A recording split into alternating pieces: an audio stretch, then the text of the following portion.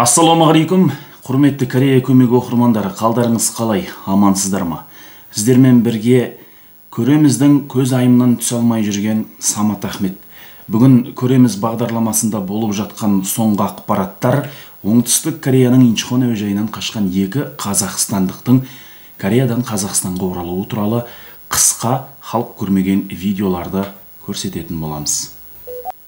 Алдымен бұл екі отандасымыздың әке шешесіне құтты болсын айтқымыз келеді.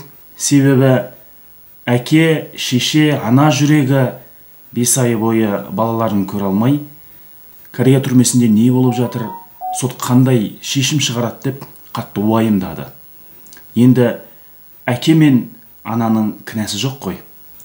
Балдарыңыз қастарыңызға келіп бауырларыңызға басқан болсаңыздар, құтты болсын.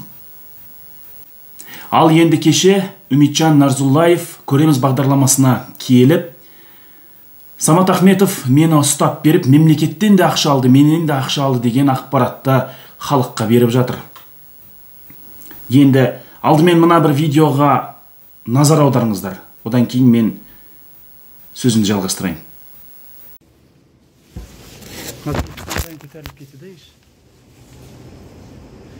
Міне құрметті оқырмандар, ісіңіз кім?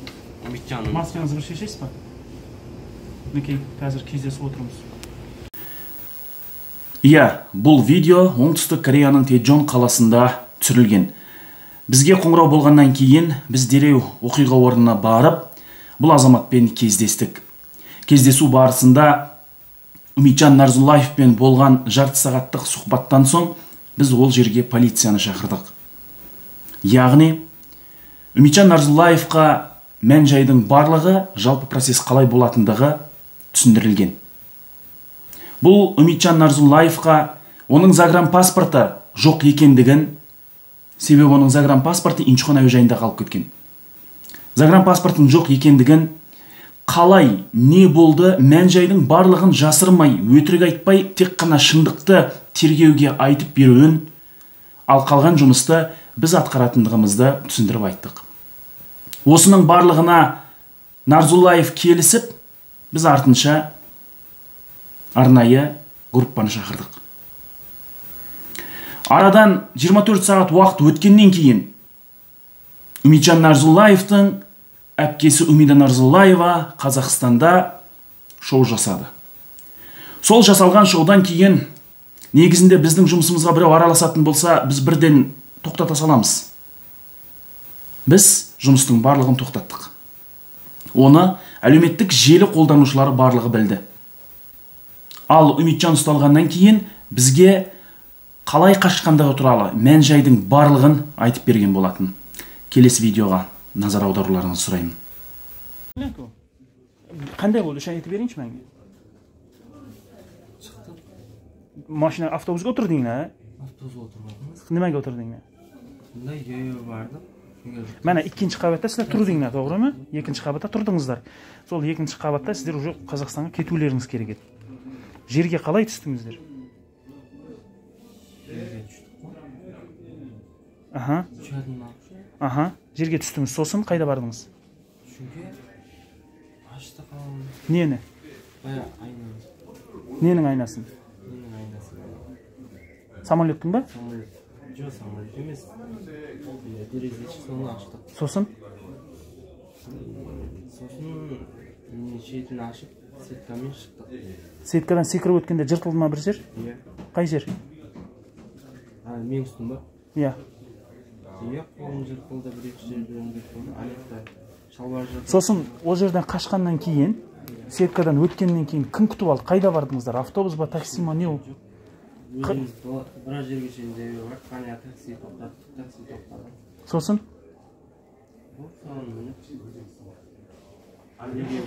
Оған дейін таң атты.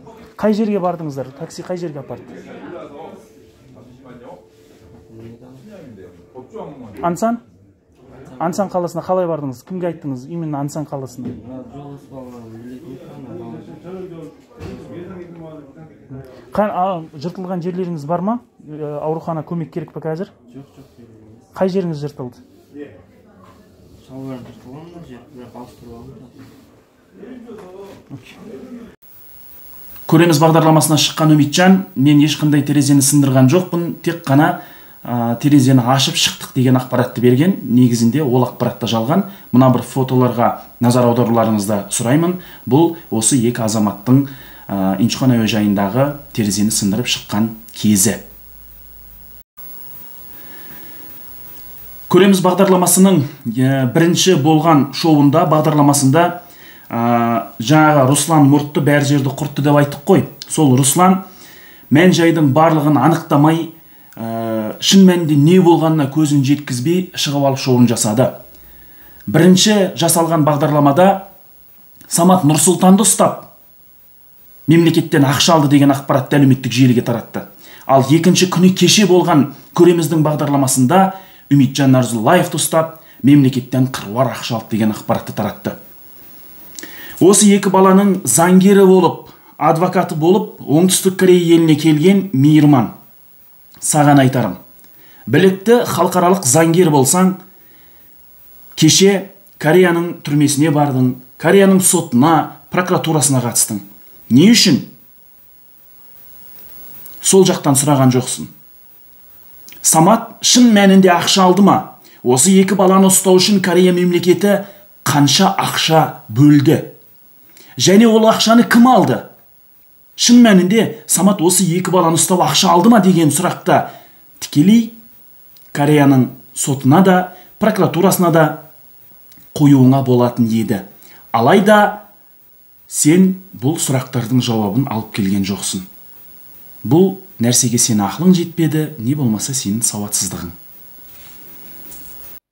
Ардақты ағайын сүйінші, 5 айдан кейін екі отандасымыз, екі бауырымыз, екі қазақ азаматы елге оралды. Мынау Руслан қайта-қайта қойған жоқ қой.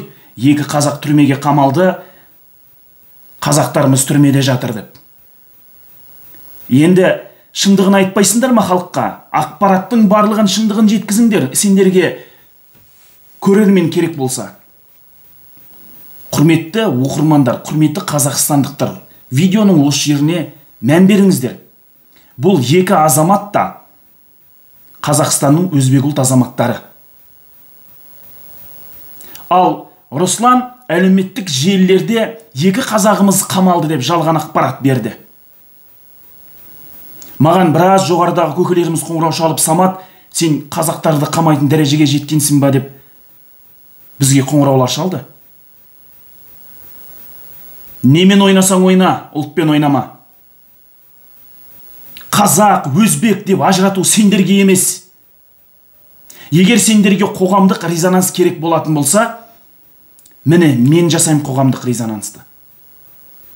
Өздеріңді ептеп ала алмай қаласыңдар. Негізі бұл ақпараттардың барлығы сіздерге берілмеуі керек еді. Себебі ұсталған мәселе, жасалған қылмыс, мысалға біз қатысатын болсақ, оның барлығы жасырын түрде қалуы керек. Тергеудің құпиялығы бар. Алайда, мынау Көреміз бағдарламасы қайта-қайта шығып жатқандығына байланысты, біздің тарапымызға беріліп жатқан жалған ақпараттардың көбейіп бара жатқандығына байланысты, мен осы нәрселерді бүгін шығаруға мәжбүр болдым. Жоғарыдағыларды бұл бойынша біз ескерттік. Негізінде бұл ақпараттың барлығы Көреміз бағдарламасында берілуі керек еді. Мен әдейі Көреміз бағдарламасына қатысу үшін Кореядан Қазақстанға ұшып келдім. Алайда Көреміз қасындағы кейбір күшіктермен бірге бағдарламаны бізді қатыстырмай жасады. Шоуларын көрсетті. Себебі біз шындықты айтып қоятын едік. Ол кезде шоу болмай қалатын еді.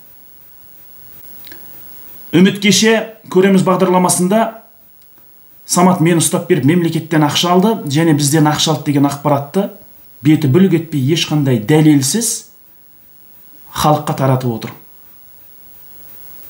Үміт, мені көріп отқан болсаң, өзің 5 ай Корея түрмесінде отырып келдің. Түрменің қалай екендігін, заңның қалай қатал екендігін білдің. Қазақстанда да Аллаға шүкір, заңымыз қатал. Дәлелсіз сөйлеген адам өзіне көр қазған адаммен бірдей. Ауырмаңыздар, аман болыңыздар. Ал Көреміз бағдарламасы Көреміз ток-шоуын шығару үшін халықтан қанша қаражат алып жатыр. Көреміздің жақында көтін ашамыз.